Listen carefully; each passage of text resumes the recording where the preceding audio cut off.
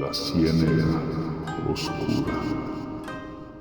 Hola a todos y bienvenidos a La Ciénaga Oscura, su podcast de mitología, criptozoología y leyendas de todo el mundo. Hoy logré traer a otra invitada, en este caso, una escritora, por supuesto, y por supuesto de mi género favorito, la fantasía. Ella es Floria Álvarez Abarca, escritora de libros como, bueno, de la saga El regreso de las reinas, libros como Ángeles, koalas y murciélagos, y, Ángeles con alas de murciélago, perdón, y La danza macabra. Eh, mucho gusto y bienvenida.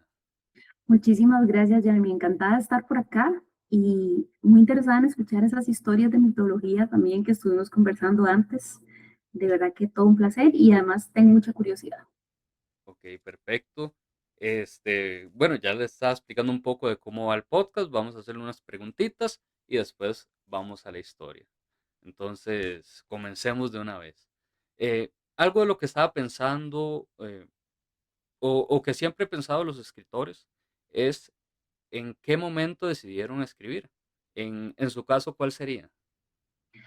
Yo tuve la fortuna de darme cuenta que quería escribir muy joven. Y por joven me refiero a muy joven. Y recuerdo exactamente el momento. Yo tenía 5 años.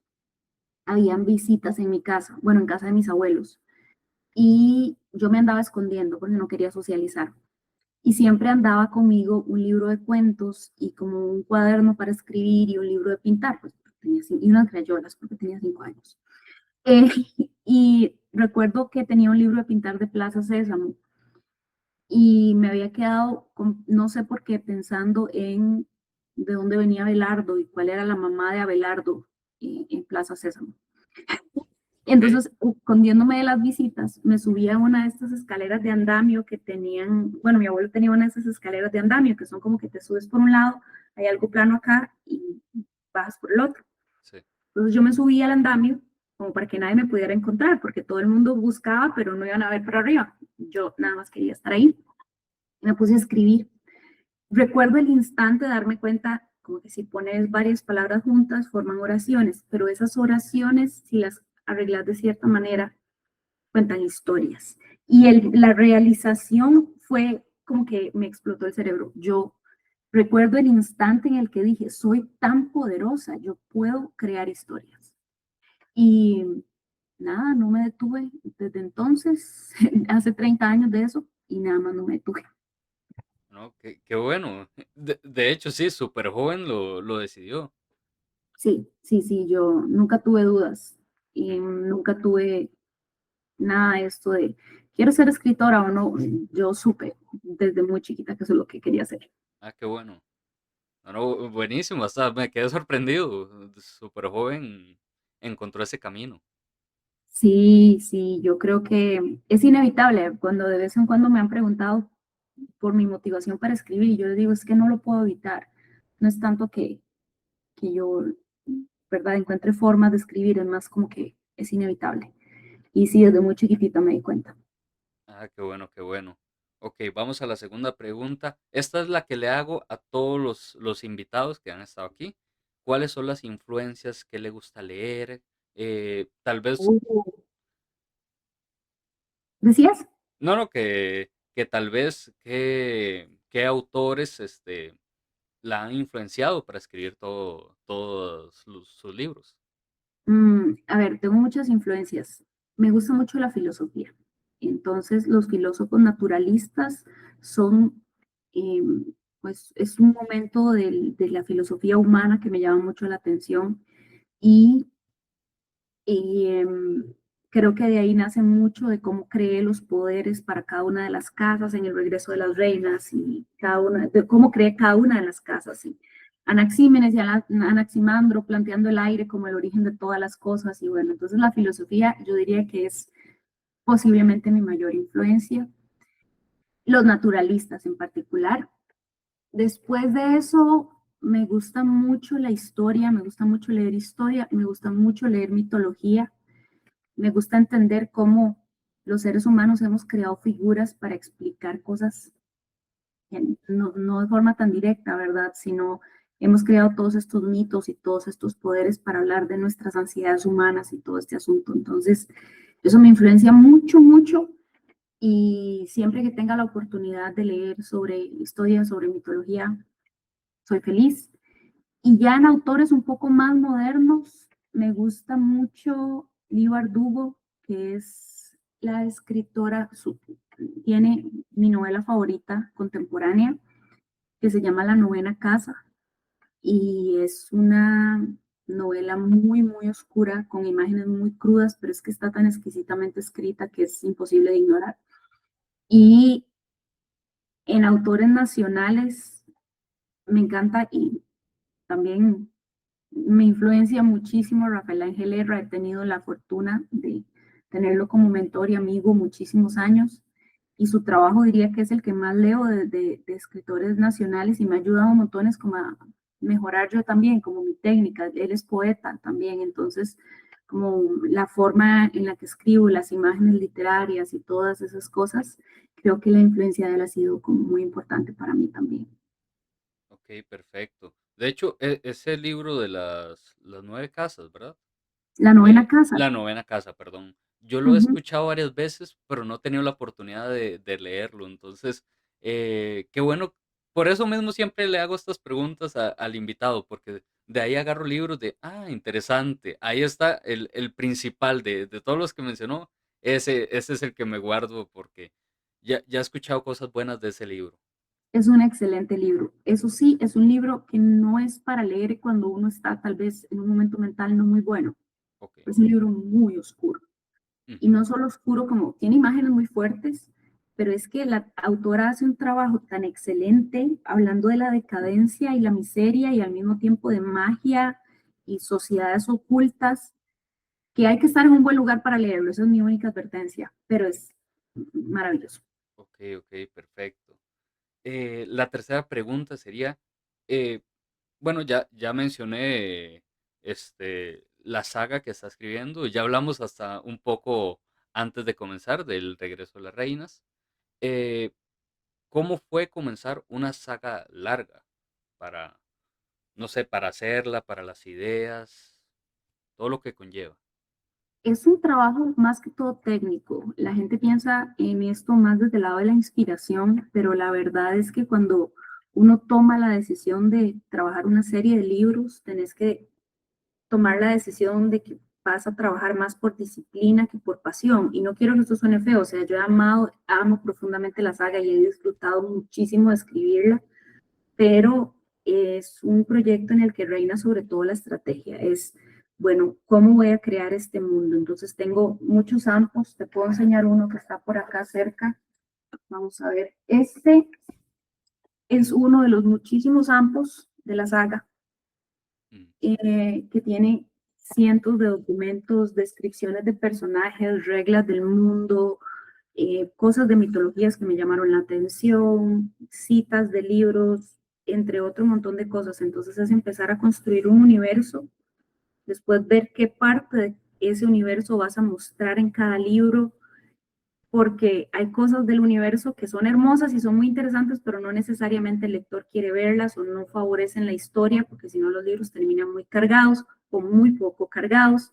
Entonces, para mí, el proceso empezó cuando me di cuenta de que aire no iba a contenerse en un solo libro, cuando me di cuenta que íbamos a necesitar los demás elementos también, y fue también devolverme un poquito, parar un poco la escritura y devolverme entonces a crear toda esa estructura detrás para que pudiera sostener 4 libros en lugar de uno.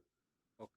Pero sí, mucha estrategia, mucha corrección, mucho crear documentos, mucho informarse, mucho leer para estar a la altura. A veces pasa que sentimos como que queremos contar una historia, pero que tal vez no nos va a salir bien. Y es válido, es humano. Pero también creo que los escritores tenemos esta responsabilidad de conseguir las herramientas que necesitamos para hacerle justicia a la historia que queremos contar. Entonces es mucho, como te digo, sí hay una parte de inspiración y amor, pero es mucho de estrategia y de disciplina más que todo. Ok, perfecto. No, es que honestamente siempre he pensado cómo hacen los escritores para llevar el control de sagas tan grandes.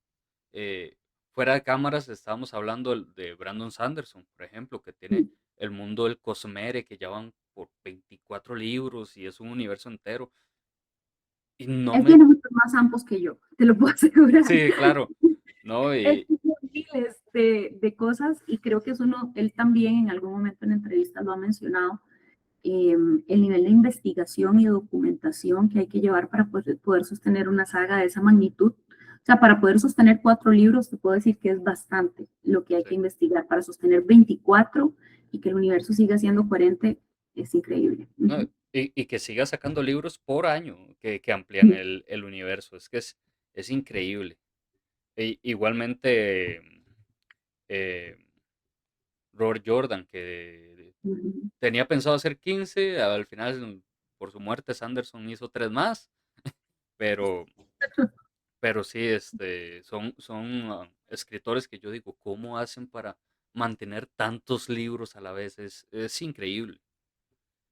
Yo creo que es eso, es mucha planeación, ya cuando son tantos libros. Siempre dicen que existimos los escritores de mapa y los escritores de brújula, o sea, los escritores que hacemos toda la estrategia y seguimos el plan, y hay un Excel de por medio, y los escritores que van escribiendo lo que sienten, como, ¿verdad? Ahora, para poder escribir una saga se ocupa hacer de mapa, Sí, se ocupa toda esa planeación y toda esa estrategia.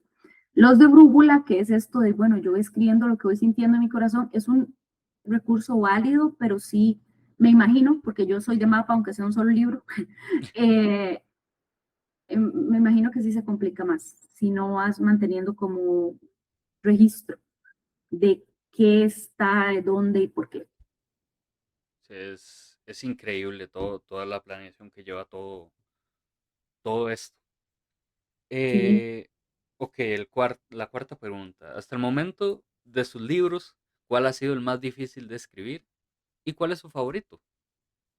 el más difícil de escribir. Ok, Danza Macabra es mi libro favorito porque es el que desde el punto de vista técnico es el más complicado, es el más elaborado por mucho. Es el libro más corto que tengo, pero es el libro que desde un punto de vista como más técnico, académico, es el que se sostiene mejor. Es el que más me costó porque era muy jovencita cuando lo empecé a escribir y lo publiqué estando muy joven también. Entonces, creo que estoy muy orgullosa de esa versión de mí, estoy muy orgullosa de la versión de mí que era apenas una adolescente y tuvo como la determinación y la disciplina para escribir un libro completo. No fue el primer libro que escribí, mentiras, porque antes de eso hay una novela, pero sí fue el primero que escribí como con más herramientas, un poquito más formales.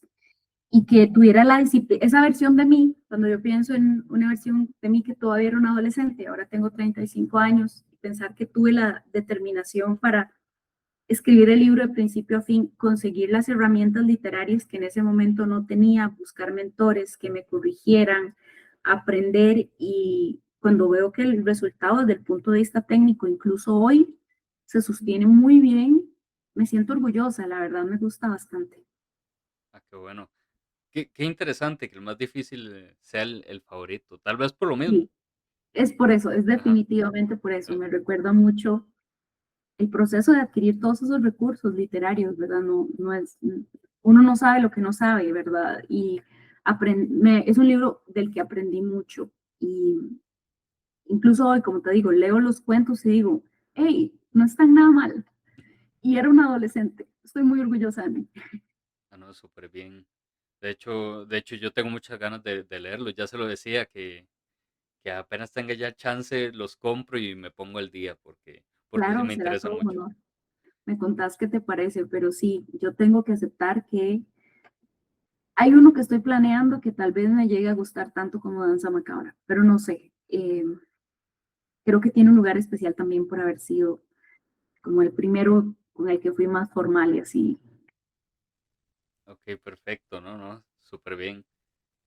Y bueno, la quinta pregunta sería, eh, una que ya le hice a Mario Young en su capítulo, que sería, para las personas que están escuchando el podcast y no saben quién es usted y cuáles son sus libros, ¿por qué deberían leerla?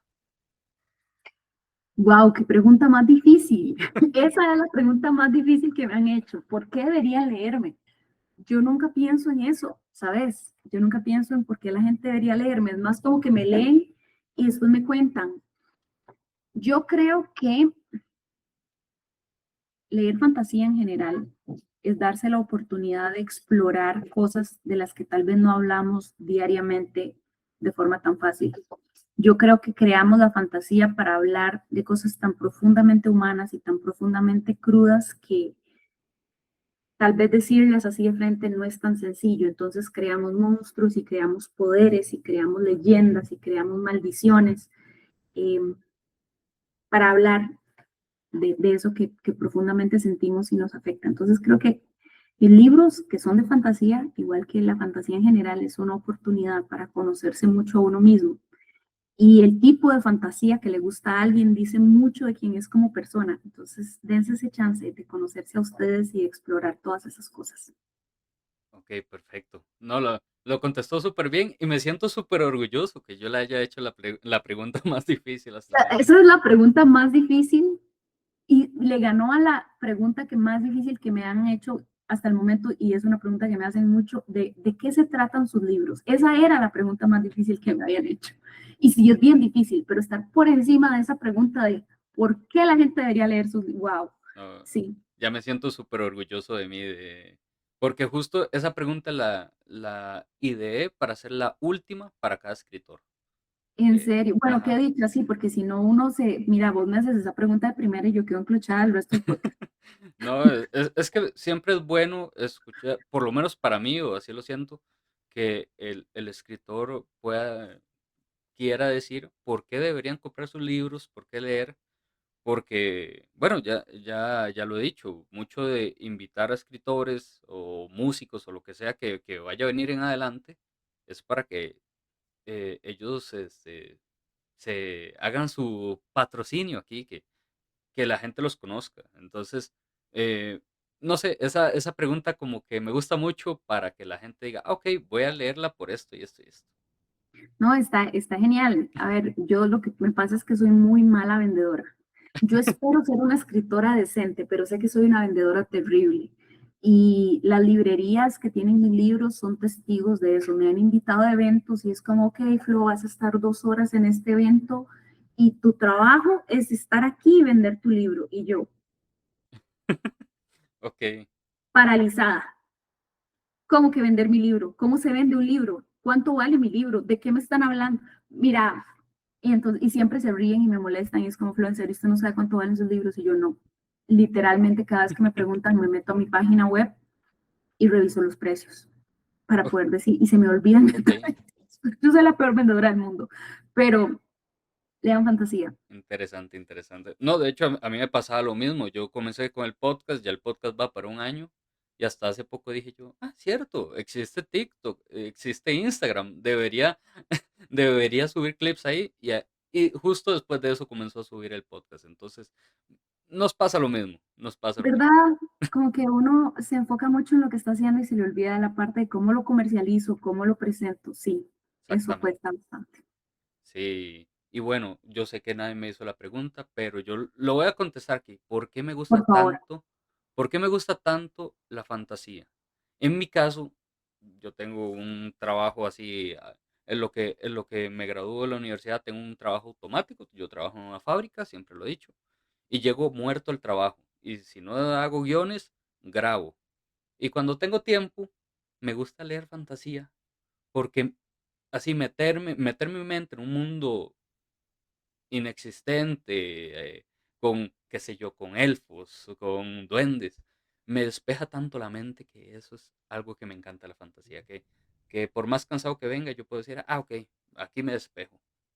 Sí, es un lugar seguro. La fantasía se Exacto, vuelve un lugar seguro y eso es una de las cosas más preciosas y una de las razones por las que yo escribo fantasía, o tal vez una de las razones por las que la publico, más que todo escribo porque, como te decía antes y conversábamos, no lo puedo evitar, pero cuando la gente te dice, hey, me leí tu libro y fue un lugar seguro para mí, ya sea porque estoy cansado del trabajo y no quiero tener que pasar la noche pensando en que mañana voy a ir a lidiar con lo mismo otra vez, o estoy pasando por una situación personal o algo pasa y saber que la fantasía ofrece ese espacio de alguien para esparcirse, para ver otro mundo, es de las cosas más chivas.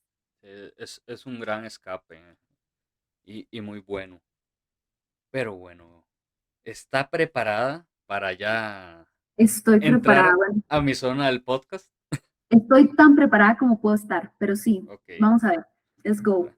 Ok, hoy vamos a hablar del Okiku.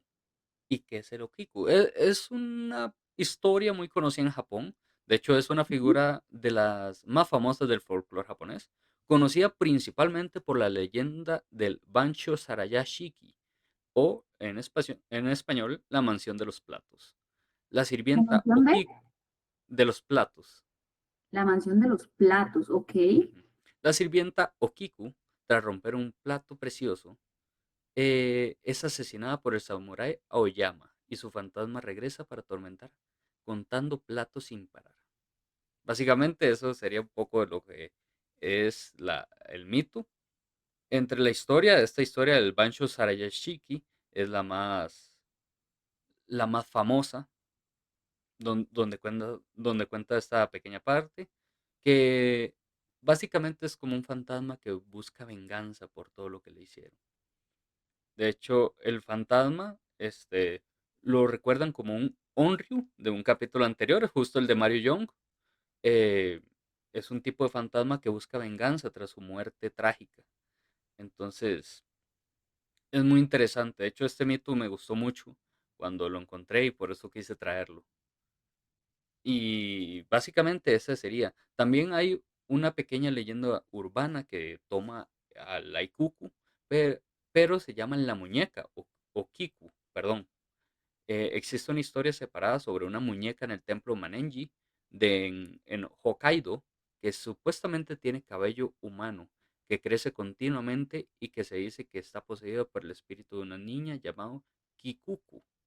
Entonces son un poco las versiones del Nada personaje. aterrador eso de que le quieres el pelo a la muñeca. Yo la rapo, la Y rapo. bueno, conociendo un poco de qué era la Ikuku, ¿qué le parece el personaje de hoy?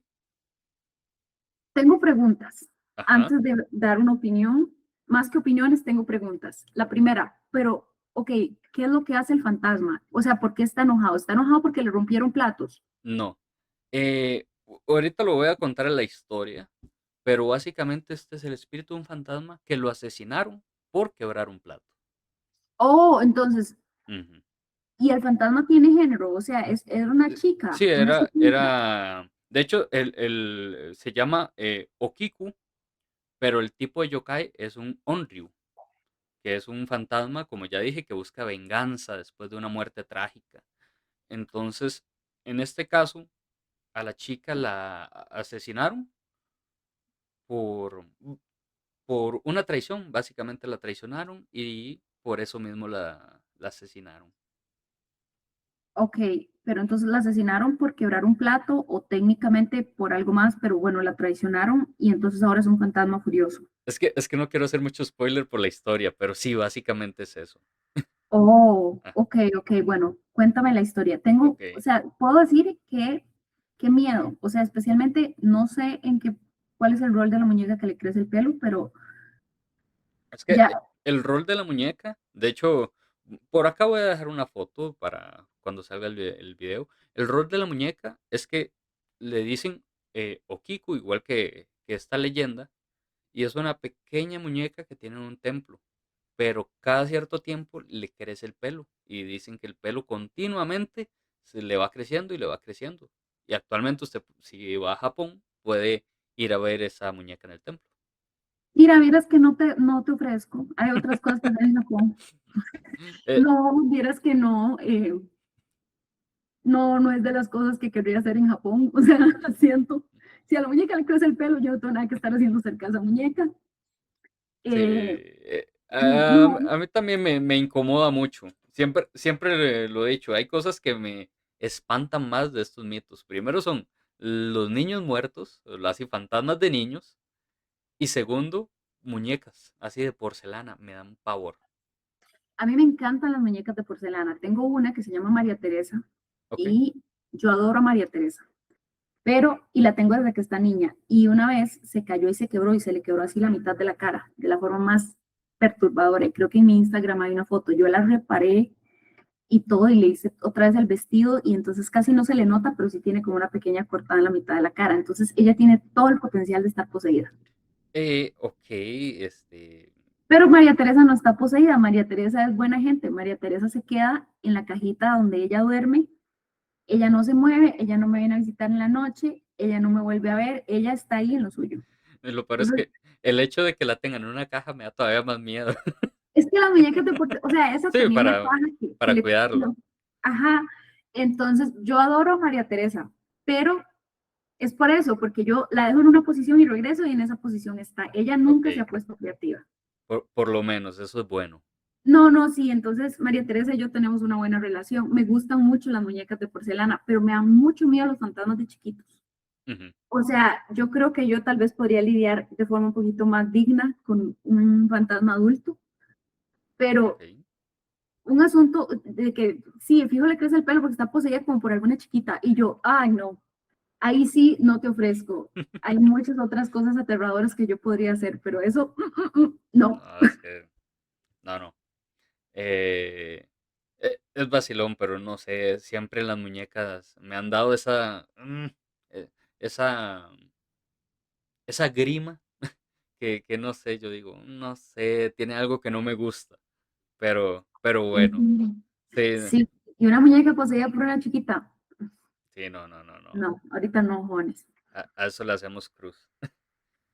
Pero bueno, vamos al mito, vamos a contar justo el que mencioné, el de Bancho Sarayashiki, que era la casa de los platos. Entonces vamos allá, esta es mi sección favorita.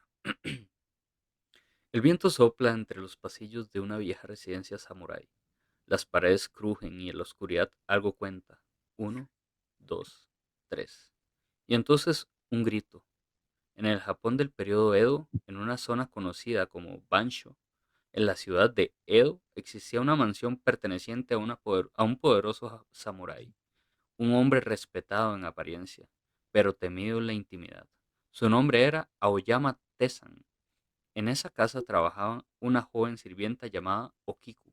Okiku era conocida por su diligencia, su belleza discreta y absoluta lealtad. Pero su destino, perdón, estaba sellado desde el momento en que llamó la atención de su amo. Tesan no era solo un samurái, era un hombre acostumbrado a obtener lo que quería. Le habló con voz suave, demasiado suave. Le ofreció privilegios, ropa mejor, una vida diferente, pero el precio era claro. Okiku lo rechazó, y ese rechazo fue imperdonable.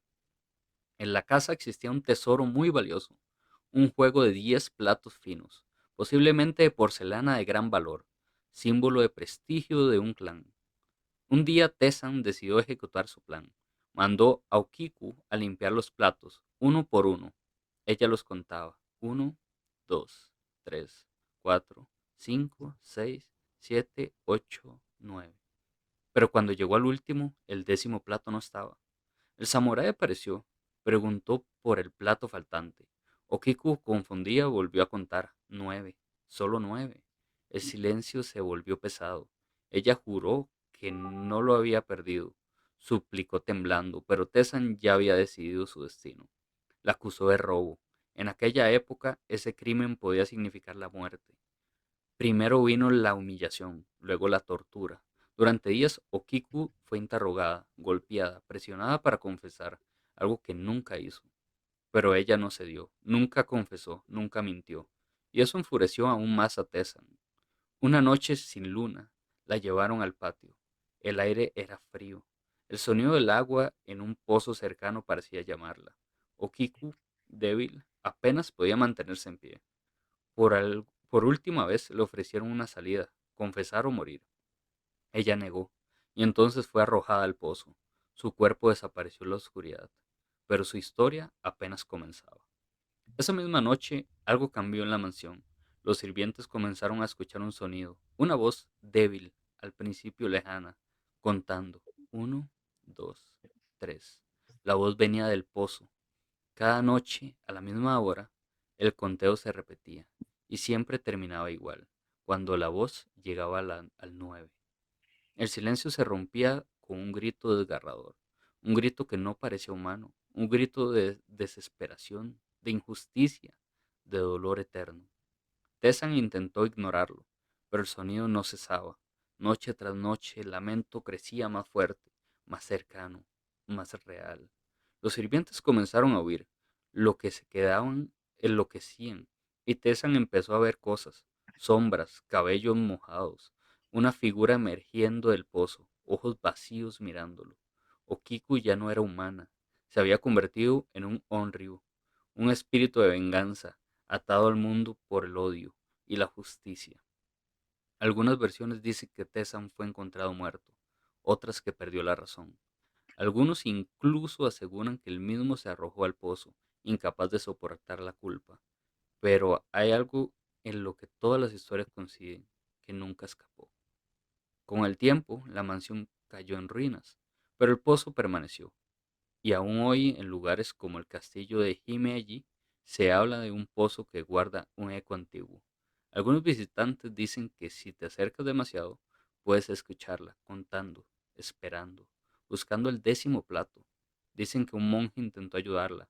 Se escondió cerca del pozo, escuchó el conteo, y cuando llegó al 9 gritó ¡10! Por un momento hubo silencio, pero nadie sabe si eso realmente la liberó o si solo la hizo callar por un instante. Porque hay injusticias que ni la muerte puede enterrar, y hay voces que jamás dejan de contar. Uno, dos, tres. Y esa es la historia que les traigo el día de hoy. Espero que... Oh, por Dios. Bueno, primero tengo un comentario. ¿Sí? Más que un comentario, tengo un insulto. Ok. ¿Qué pasó con el honor samurái? Bueno, le voy a hacer una... De hecho, esto viene mucho... Dato curioso, este es el capítulo 16. Dentro de poco vamos a ver esa respuesta. Muchos de los samuráis eran unos completos desgraciados. Y lo ¿Verdad? Porque creo que como que el código samurái es algo más que se difundió durante la Edad Media. Creo que no era originalmente como se vendió, pero de todas maneras, desgraciado. De hecho, lo que pasa con muchos samuráis, y es algo que no me gusta nada, ay, me quedé sin luz, se, se me descargó el foco, perdón. Es algo muy, muy interesante porque hay muchos samuráis que sí tienen esa ética samurái. Y de hecho, en ese capítulo especial voy a hablar sobre qué pasó cuando un samurái se fue a la ruina en la vida real. Mm, Y, y justo los samuráis eh, sí, mantienen ese honor, pero hay otros que el poder este, no sé, perderse. Es- Se van del ego, porque para un japonés en esa época, el samurái era la máxima autoridad. Solo el jefe feudal lo superaba. mm. Entonces muchos se iban por ese ego. Era algo interesante y muy triste. De hecho, en esa historia pasó a la vida real. Hay personas que dicen que es leyenda. Se llama Los 47 Ronin. Voy a hacer un poco de spoilers para ese capítulo. Y narra cómo un samurái traiciona a otro y básicamente pierde todo el honor samurái. Qué fuerte, sí, pero qué historia tan aterradora. O sea, el hecho de que cuente los platos, o sea, ya todo lo que pasó fue horrible, ¿verdad? O sea, ya que la mataran nada más porque no quería con él es súper injusto y desgraciadamente fácil de creer que se hiciera un mito al respecto, porque como que ha pasado unas cuantas veces en la historia Sí, de la humanidad. Pero me parece que nadie hace fantasmas aterradores como los japoneses. exacto. En todo Un sentido. bicho saliendo de un pozo que cuenta platos y se escucha el eco contando, no, gracias, yo no voy a ir a ese pozo, o sea, tiene que, como que destino turístico. Sí, no, no, no. No, no. De hecho, bueno, volviendo un poco a la historia, hay dos versiones. Yo conté la versión que se perdió un plato. Hay otra donde Tencent rompe el plato y la pone a contarlos. Entonces, cuando llega al último está roto. Y en eso entra él y hace lo mismo que conté. Hacen que la torturen hasta la muerte. Qué Entonces, fuerte, pero de nuevo, o sea, yo solo me imagino el bicho contando los platos dentro del pozo y yo. sí. De hecho, es que justo le tocó a Mario Young una versión de estos, de los Onryu. Y justo hablábamos que la mejor versión de los Onryu en cine es la muchacha del aro. Así es como se ve en un Onryu. Entonces se puede dar una idea que así se veía Así Okiko. me la imagino yo saliendo del pozo, digamos. Ujú. Exactamente así se ven los Onryu. Entonces así se veía Okiku contando platos. Sí, no te ofrezco, vieras que este, si me dicen que hay un destino turístico donde se escucha el eco en el pozo, ahí yo no voy a ir. Hay muchas otras cosas bonitas que hacer en Japón y mucha comida rica que probar. Yo no voy a hacer eso. Sí, no, no, yo me Porque quedo en otro plan turístico. sí, como en otro continente de ser posible, porque usted sabe llegar uno a la casa y encontrarse ese bicho como en la cocina de uno contándole los platos. No, Sí, no, no, no. me gusta el monje que le intentó ayudarlo. Eso me parece muy cool. Suena un poco como la salida de Ubieta, y el del cuento Ubieta y el domingo 7. Sí, Pero, porque el mae fue como 10, yo estaba harto. sí fue como 10. No sé si funcionó o no, se agradece el intento. Está un poco gracioso, como la historia esta de que no sé quién estaba escondido cuando las brujas cantaban y después salió como con Domingo 7. Eh, Ujú. pero se aprecian las buenas intenciones del monje. Yo creo que la persona que quiera ir a ese pozo a verlo por cualquier razón que alguien querría hacer eso, debería llevar platos. Yo le llevaría platos. Sí, Yo también le sería llevaría 14, 15 si quiere. O una buena sea, opción. es más, un número par para que ella termine como en una decena y tenga paz. Yo le llevaría un plato de 10, un set de 10 platos completo y se lo dejo ahí. Yo ven, ya. En el pozo. Sí, no, no, no es mala idea, no es mala idea. Yo ves, ya, ya pasó, todo bien, ya podemos descansar en paz. Sí, sí, es de esas historias interesantes. De hecho, Japón en estos 20 capítulos de la temporada, yo me he encontrado con cada historia que es como, wow, se pasan un poquito. Sí, sí, qué crudo. Está todo muy crudo y la injusticia y da lástima, pobrecita. O sea, no solo todo, es que todo está mal. Cómo se creó el fantasma, cómo llegó ahí, que la hicieron contar, que además ella era súper leal. Sí, de hecho, esto es lo que menciona la historia, que ella era súper leal a la familia y a todo el clan de él. Pero bueno, Que la traicionara de esa manera, de una forma tan brutal y tan cruel, la torturaron. sí. Por eso no le quise explicar mucho la historia, porque si lo explicaba le iba a hacer un spoiler enorme. Sí, sí, mega, mega spoiler, pero sí entiendo, wow. Sí, Y ese mito está fuerte. Ahora, también es interesante saber en qué contexto se cuentan esos mitos, ¿sabes? Porque qué fuerte. Como, o sea, mi abuelo contaba como todos estos mitos de cosas que se veían en el monte y estas historias costarricenses que han pasado de generación en generación, ¿verdad? Y yo tenía que 4 o 5 años y mi abuelo decía, sí, entonces allá salió una luz y no sé qué, y todas estas historias. ¿Te puedes imaginar una cultura donde el mito que le cuente uno al abuelo a los 5 años sea ese? sí, Es como, no,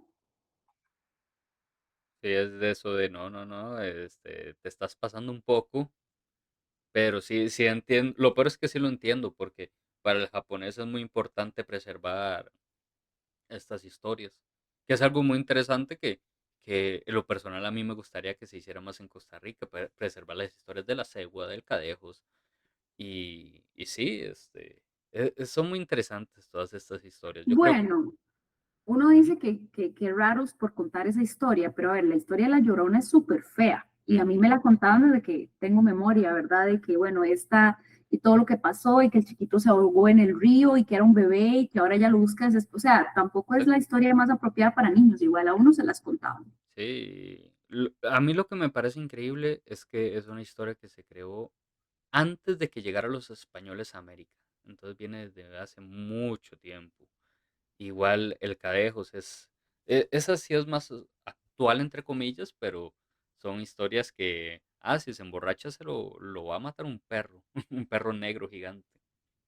Entonces sí, sí, pero con eso crecimos y eso es lo bueno de los mitos y de las leyendas, que nos dan esa visión de antes. Ujú, de esa cosmología. Yo tengo una historia Ujú. de cómo por accidente yo me volví la leyenda del pueblo en el que nací. ¿Cómo? Fue un accidente, quiero que quede claro, fue un accidente. Yo siempre he usado el pelo largo, ahora de hecho está corto, en su momento era más largo. Yo soy de Santa Cruz de Turrialba, Ujú. entonces, y mi familia siempre ha sido de esa zona, entonces yo, aunque crecí en Alajuela, Poás, para vacaciones, siempre iba a visitar a mis abuelos de vuelta a la finca. Y la finca de mis abuelos está junto al monumento Guayao. Entonces, en esa zona casi no hay alumbrado eléctrico ni nada. O sea, es una zona rural muy lejana, genuinamente. Y ahí a cada rato dicen, asustan y vi a alguien y todo el asunto, porque, pues claro, ¿verdad? No hay mucho alumbrado eléctrico, no hay mucha tecnología. Eh, pues la gente sí ahora, como en el uso de los celulares de todos los días, pero como a las 10, 11 de la noche en uno de esos caminos, genuinamente no vas a encontrar ni siquiera una lámpara que alumbre la calle. Sí. Yo estaba en la casa de mis abuelos y estaba ligando con un chiquillo, yo tenía como 18 años y siempre tuve la maña, o sea, fue como una cosa de factores que se juntaron para que yo terminara siendo la leyenda del pueblo.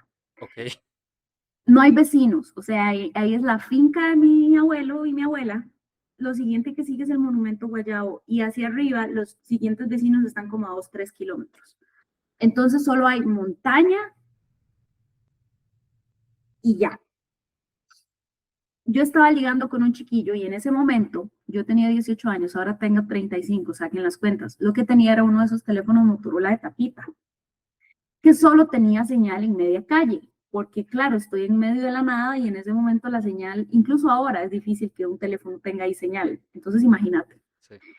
Pero yo sí, además, dato importante, yo siempre tuve la mala costumbre de cuando iba donde mi abuela yo no llevaba pijama.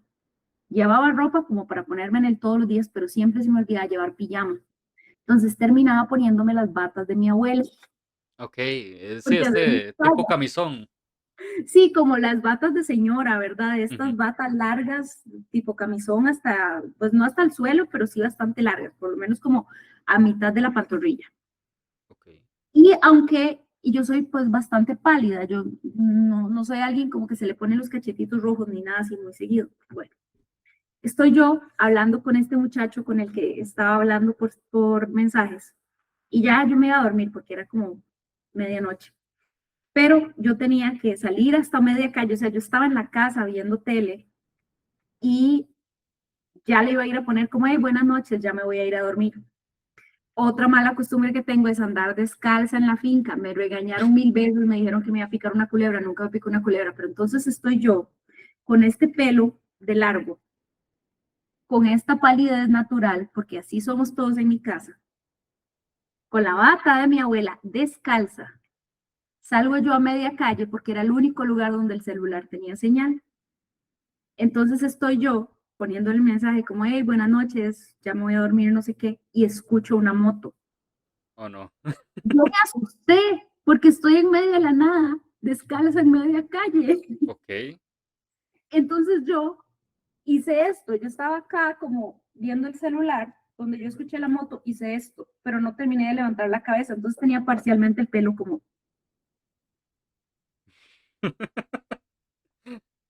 Ok. como vos entendés. Esa moto, o sea, hay una curva y viene la recta donde yo estaba en media calle. Cuando el muchacho que viene en esa moto salió de la curva, derrapó.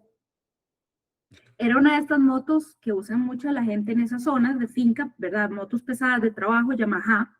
Esta moto súper pesada. Él viene de rapa y en lugar de quedarse ahí porque literalmente le había caído la moto encima, no sé si en un momento de adrenalina se levanta de un brinco, levanta la moto le da vuelta al otro lado, se vuelve a montar y baja a toda velocidad. Y yo, uy, creo que lo asusté. Yo ve que, porque él me asustó a mí, yo lo asusté a él. En ese momento yo no pensé mucho, más que, uy, qué raro fue eso, y me fui a dormir. Ok, Al día ok. siguiente mi tía, que también estaba visitando a mis abuelos, fue al pueblo, porque la finca de mis abuelos está separada del pueblo, o sea, está muy lejos. Ella fue al pueblo como a comprar unos ingredientes porque era como Navidad o era una cena, era una época como donde varias gente de la familia iba a la finca. Mm, Y regresó, estábamos desayunando, ella fue súper temprano, regresó y dice, ay papá, le dijo a mi abuelo, vieras qué vacilón lo que están diciendo en la pulpería, la gente sí que inventa, dicen que aquí asustan. Y yo, dice que dice un muchacho que venía en moto y que le salió una mujer vestida de blanco, descalza, y que estaba así parada en media calle, y que le sale a los borrachos, hasta moralista salí yo, ah, juzgando si estaba tomando o no el otro. ok, Y yo, buenísimo. y mi abuelo, ay, la gente que le gusta inventar cosas. Y yo, claro, inventa cosas. Y me quedé callada porque implicaba admitir frente a mi abuelo que yo había estado ligando y a él no le iba a gustar eso. Pues sí. Porque tenía yo 18 años y para mi abuelo eso era el equivalente como a 5. Y entonces yo me quedé callada y yo después le pregunté, yo, ay tía, pero aquí nunca han asustado. Dice, no, no, no, es que el muchacho estaba diciendo que él siempre pasa por aquí, nunca le había pasado. Y yo, y hasta el día de hoy, si vos vas a preguntar, dicen que en el alto, porque la finca está como el pueblo, el monumento, sube, sube, si está esa finca. Entonces, mi abuelo se llamaba Otoniel, ya falleció. Entonces, hasta el día de hoy dicen que en el alto de la finca de Don Otoniel sale una mujer con el pelo largo y negro, descalza en un vestido blanco y que asusta a los borrachos. Ok, perfecto, ¿no? Y ahora sí podemos decir que trajimos una leyenda al podcast. No, Eso no es lo que, buenísimo. cuando uno le dicen conviertes en una leyenda, yo no creo que eso sea lo que se refiriera a un Sí. personaje. Aunque si nos ponemos a pensarlo, yo siento que muchas de las leyendas vienen de eso. Nada más Porque, alguien está en el lugar equivocado, en el momento equivocado. exactamente. Y a veces uno tiene el pelo largo y es pálido, ¿qué vamos a hacer? Así son todos en mi familia. No Sí, era mi culpa. sí, no, yo siento que así nacieron muchas leyendas, entonces una leyenda más, ahí la Una tenemos. leyenda más Tal de, vez en algún momento traiga la historia de, de la leyenda de ahí. Y lo peor es que ya tenemos como en Scooby-Doo quién fue la culpable.